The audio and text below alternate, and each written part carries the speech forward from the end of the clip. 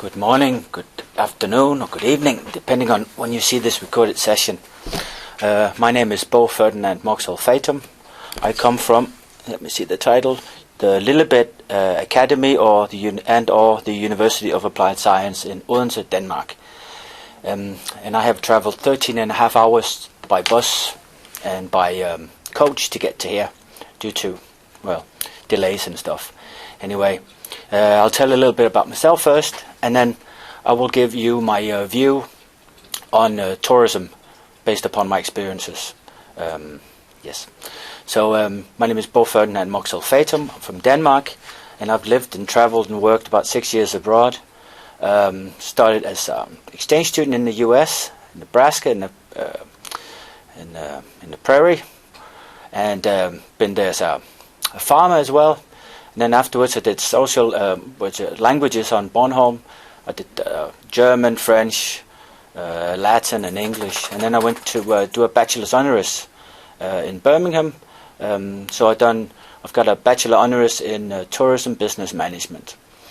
And after that I've traveled, I've lived in Portugal for a year, being a bartender and a bar chef. And I've traveled to South America for a year, a backpack through the whole place. Performed in the I speak a bit of Portuguese, so I performed in the carnival in Rio de Janeiro. I travelled through all of South America, and then I've done Australia, working holiday visa, and did that for a year as well. Worked in a hotel as a chef, and a bartender, and a banana farm, and so on. And yes, so it's been. And then I've been teaching from '95 till 2000 on Bornholm. It was called the Tourist Academy. And then I've done all the travels, and now I'm teaching from 2007 till 15 this year at University College. Advanced? It's a strange title in English. The Academy of Lillebælt, and we have exchange program with Dalarna University. That's why I'm here, and that's my dog in the background. She was with the bus on me for 13 and a half hours. Brave little one. Anyway, so based upon my experiences, I'll show you my view on the tourism. So let's see. This is a whole book. If you can see the mouse, not really a mouse, but a cursor. So all of this is supposed to be a tourist ghetto, which is a bad word, or tourist enclave, or destination. 3 words for the same. Any tourist destination has accommodation, eateries, attractions, transportation, retailers, travel agents, and tourist information, obviously. And the reason there's a bubble around it is because it's sort of closed. A tourist destination could be a resort, it could be an island, it could be a cluster of these main actors of tourism, or it could be a capital. So this is a book, basically. All of these chapters are a book of tourism. Any book you find. This bit, the marketing mix, is marketing, and that's another book.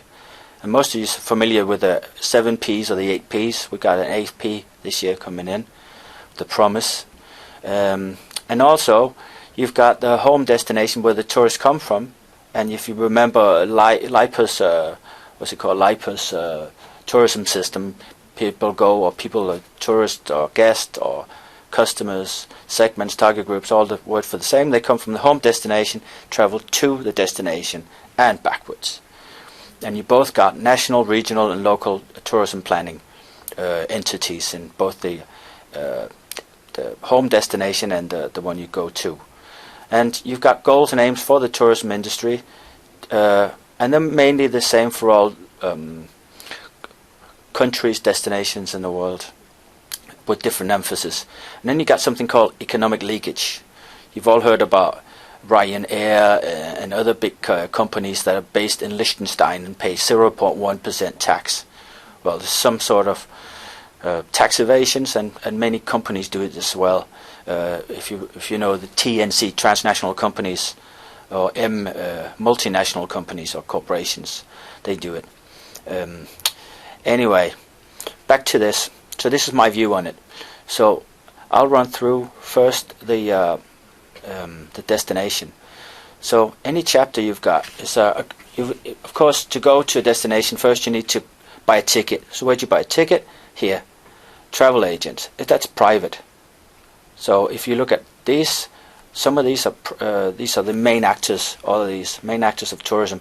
You cannot do without one of them, and they have to interact somehow, perfectly or less perfectly. But they have different agendas, and obviously private companies have profit as the main agenda, and public usually, if you look at like sustainability and so on, many of these are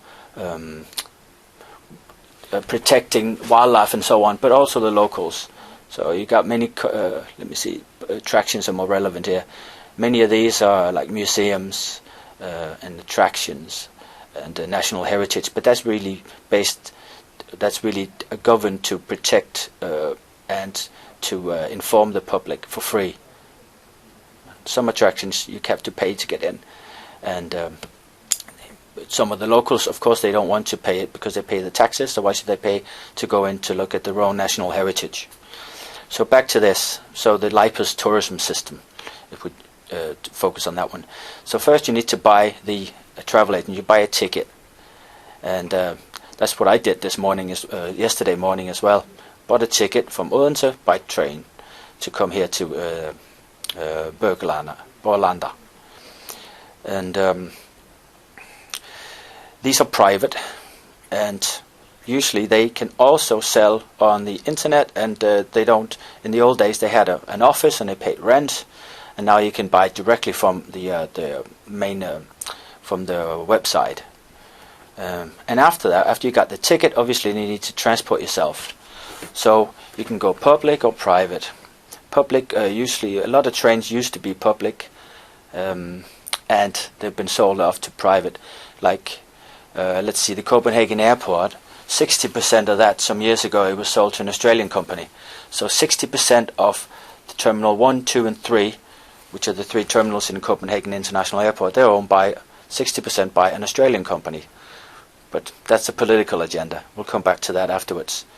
And then you got public and private, and you can read in your books, you've got public transportation with the buses, you've got private taxis, you've got airlines, they're private, and they're getting even bigger. There's a new Boeing being launched this year, and so you got all these kinds of transportation, bicycle and so on. And then you transport it to the place, then you need somewhere to sleep. Here we go. So usually the hotels, bed and breakfast, hostels, Airbnb are new ones. And coming back to transportation, there's a lot of media attention at the moment about the Uber taxi company. And they've been reported by the Danish police have done allegations against them to take them into court. But it's difficult to prosecute people when you've got the EU and different rules and legislations, and they're probably they are registered in a different country, and so on. And Airbnb here, accommodation, you cannot really do much about it. It's just new trends coming in, and they're not direct competition to the hotels or substitute products, because they're not a hotel and they don't offer the same service and so on. And then you got to go to eat somewhere. You got usually private here. You got usually grills. You got restaurants, any kind of place you can eat, hot dog stands and so on. They vary from country to country. And then you got shopping, and that is kind of a new thing. The Danish Tourism Board, which is here national. Yeah, you got national, regional, and local. The National Tourist Board, or the Ministry of Tourism, which we don't have in Denmark, but many countries do, they more or less set the rules as to how to define these main actors. Now, retailers, they've just entered 1 or 2 years ago in the Danish TSA, Tourism Satellite Account, which is a way to isolate these different main actors. Accommodation, eateries, attractions, transportation, retailers, travel agents, and tourism information. Not so much this one, but it's to isolate as to how much they generate of income. Isolated only for tourism. TSA, Tourism Satellite Account. It's a cool word to remember. Anyway, the Danish Tourist Board included the retailers, So these are the shops. These are also like Tesco, where you can shop for food. They were also included. And a lot of tourists actually buy loads of their stuff, especially holiday makers that live in a holiday cottage, a summer house. They buy loads of the stuff here. And they didn't used to be part of the total tourism expenditure. Like, this is how much the National Tourist Board calculates that the tourism industry contributes to the national economy with. I think on global level it's about 10% that they contribute. So they've included this. Like in the Danish calculation, this has meant that the national report that the National Tourist Board gives to the ministry here, the Ministry of Business and Growth, we call it. We don't have Ministry of Education. And they deliver a report saying we've got these retailers with us, and they're part of the tourism industry, and that boosts the end results from about 66 billion to about 80 for some. So it's a fourth more, and that looks really cool when National Tourist Board goes up to the Ministry of Growth and Welfare, or Growth and Business. Anyway, it doesn't matter. They're in charge of the the National Tourist Board, and they say we generate this much income, and this is generate revenue, yeah. And also these amount of jobs, because the retailers, they generate a lot of jobs in the supermarkets and so on, and the shops, and that means they've got a better way of getting more funding, because usually national tourist boards are 50-50. They're funded but by the ministry, but also they need to be self-funding by selling analysis of a certain region or analysis of a certain segment or other kinds of aspects that say a destination would like to look in on. You know what a market survey is, yeah, and they can conduct that for you with qualitative and quantitative data and so on, as to get a result on the future course for tourism strategy. And also you got the regional parts. These are regional development companies that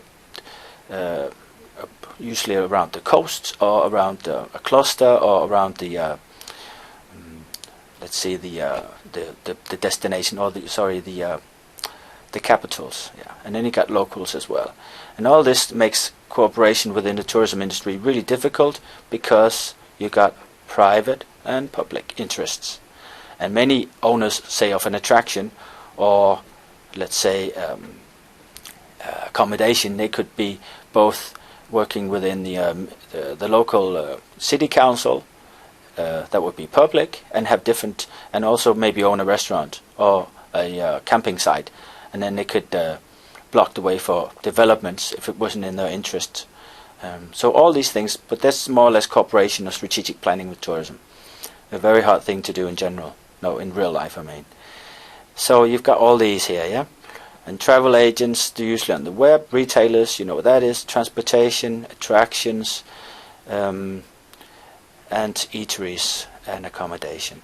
And tourism information, they're usually public, and they're just to give information, and they can sell souvenirs as well. But to tourism information, say if you take Odense for instance, they have to cooperate with all of these to get them more or less to have the same brand as, let's see here, branding the country or the destination. So to have the same brand or the same face to the guests. But branding is a different thing altogether. So let's go back to the marketing. So you got the main actors in the destination. And many of these, if they're private, they've got these options. The marketing mix, they got a service offer, which is really the product. If you're familiar with the flower service by Lovelock, you've got the core service and the supplementary or the peripheral services, which is what you differentiate yourself on when you're a company. You know, the core service of accommodation is always accommodation, sleeping. Eateries is eating out. These are all the core services. Attractions is it could be an experience. And transportation is transportation. So that's easy to see. And you differentiate yourself on the petals or the peripheral. And this is where you really stand out against the competition. Now, all of these, all of these different main actors, they have different product or service offers, so to speak. Yeah. So the also the place is it's not really as relevant as it used to be, because like travel agents, they don't really have an office, like a fixed office where you can come in from the street and shop. Usually people buy online, hotels.com, booking.com, Expedia, and so on. And then you got the price, and the price is really the easiest to adjust, because obviously you know that the tourism service or service offers are very price elastic. So if you raise the price, you sell less. If you lower it, you sell a lot more. Just think of Ryanair, Norwegian, and low-budget airlines, for instance. It doesn't matter what the quality is. They get you from A to B, and it's cheap. Yeah. So they don't spend much, say Ryanair, on promotion, for instance. And I'll show you in a minute different ways of looking at this.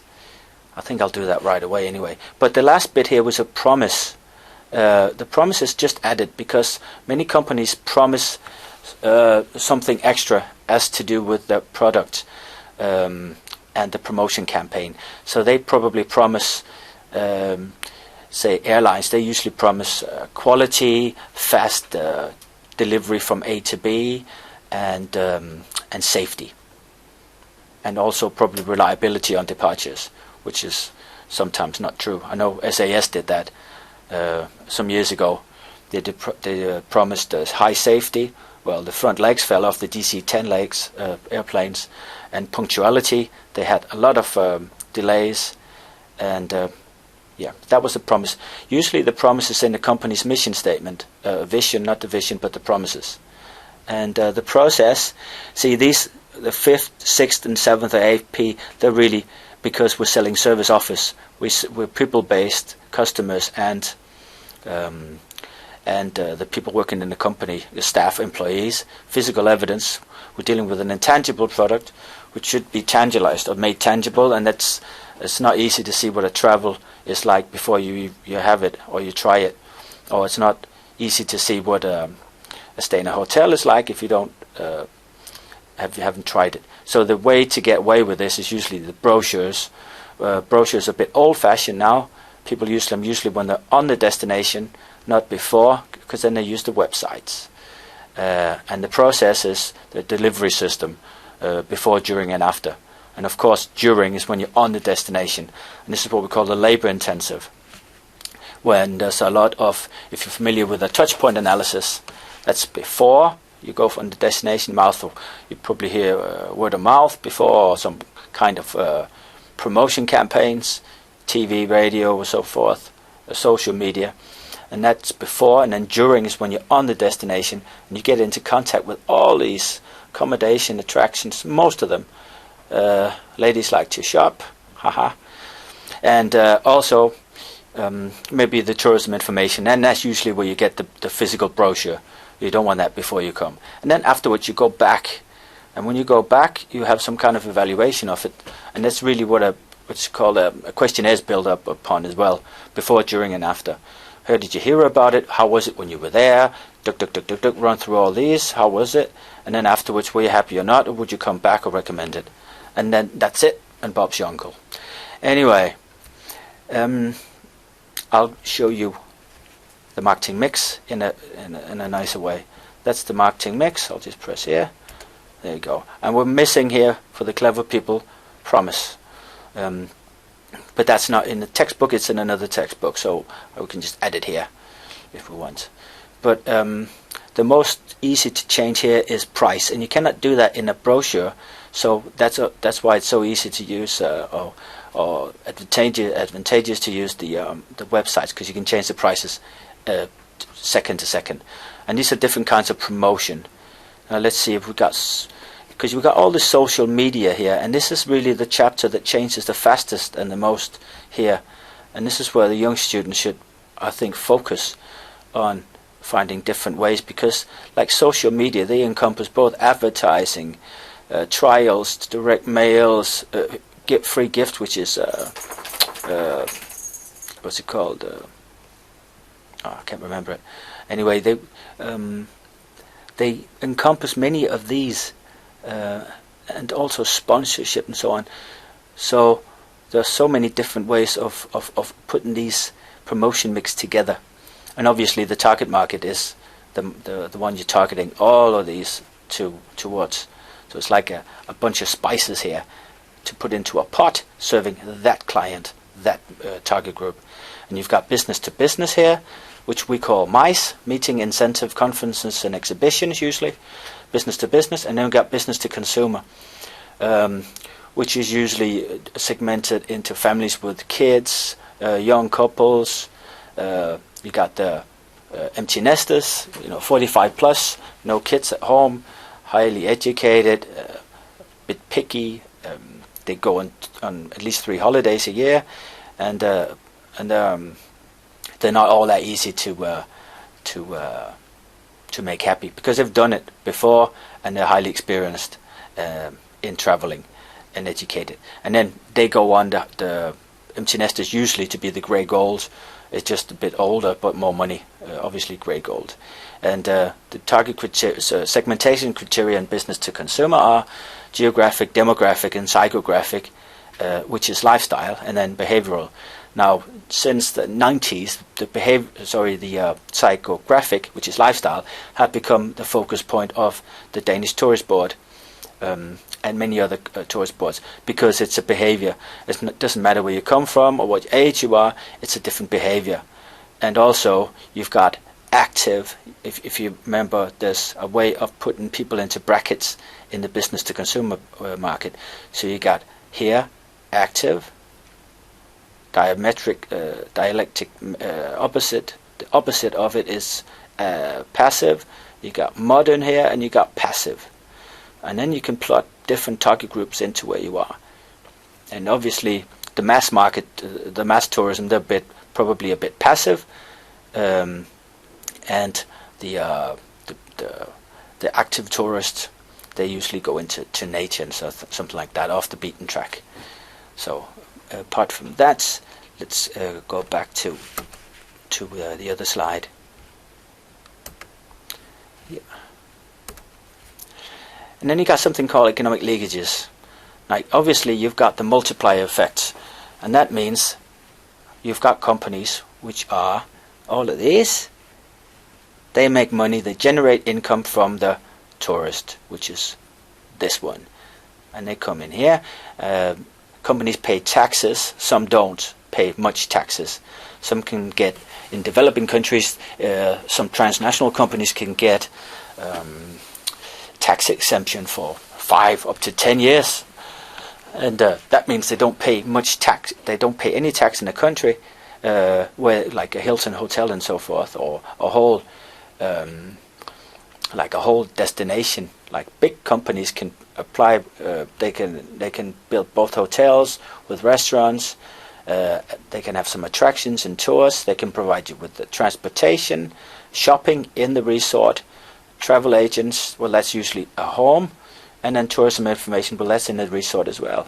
Like some Caribbean islands, they have destinations with fences around them. So the public are not accepted in here. But you got all of it. It's usually all inclusive. But obviously, the management positions are employed with the top management from some other country, which is usually a Western country, and their wages go outside, of course, because they're not hired from this country. So that's an economic leakage. It means that the money goes out, the income goes out of the country. But obviously you got the front staff, usually they are locals in all of these, most of them, and they obviously get wages, and they use them in paying rent or shopping here for food and families and so on. And that's called a multiplier effect. So some countries, from national level, they agree to get transnational companies to enter the country, build all this, and take the main turnover out, but still it generates a lot. And it's another talk on tourism, but it's a planning decision. But it means that the country or the destination somehow evolves from being less developed to more developed, and you've got all of these main actors in tourism, but you don't generate as much income as you could. But what's the what would be the alternative if you're like a mono-producing country, producing only, say, bananas or coffee or cocoa and so on. Anyway, thank you for listening. This was my version of how tourism should be understood, but also how marketing should be a big part of it. And the main, sorry, I forgot something, and it was the main objectives for any country. They are, if you look at the top two ones, generate jobs and revenue. Those are quantitative data, so obviously you can see how many jobs you generate, and the way you calculate that is obviously working in these 7 industries. Revenue, you generate the revenue, how much you generate, you can go up and negotiate with a national level with the Ministry of Education or wherever tourism fits into. And then you got these ones. Tourism sustains local villages and towns. It does in the summer season. It's like seasonality, but not in the winter season. And because like the peripheral areas of most countries are, they're not full of tourists in the off season. And then the tourism service sector. Well, that could be the bus services. It could be swimming pools. It could be the whole the libraries and so forth. And that is the service sector. It could also be the tourism information, and it helps when tourists come because they revive this service sector, or they get more. Yeah, you know what I mean. And then the branding is the last bit. The branding is another kind of theory, but branding the country is usually through the national tourist boards, their promotion material, how you brand yourselves, but also how all the main actors how they conceive themselves as being part of the brand. For instance, Odense, where I come from, or where I live, we've got a branding. There's one called Annette Terkelsen. She does a branding triangle, like a pyramid, and one here is how the locals see themselves. And like Hans Christian Andersen is obviously what Odense is known for. Now, most of the locals in Odense are a bit tired of Hans Christian Andersen. Back to the second area of the triangle. Now, this is the tourists themselves. How do they see us? Well, a lot of tourists see Odense as a Hans Christian Andersen birthplace and where you should go to experience this Hans Christian Andersen theme. So, if the locals don't agree with what the tourists see us as, then we got positioning here, and that means the positioning is off because the locals have to they have to see the position of the brand as the tourists see us. Otherwise, there's a dysfunctional positioning, and you can analyze that, but it means you have to ask the locals how they see themselves and ask the tourists how they see themselves through questionnaires, focus group interviews, and so forth. That was it. Thank you.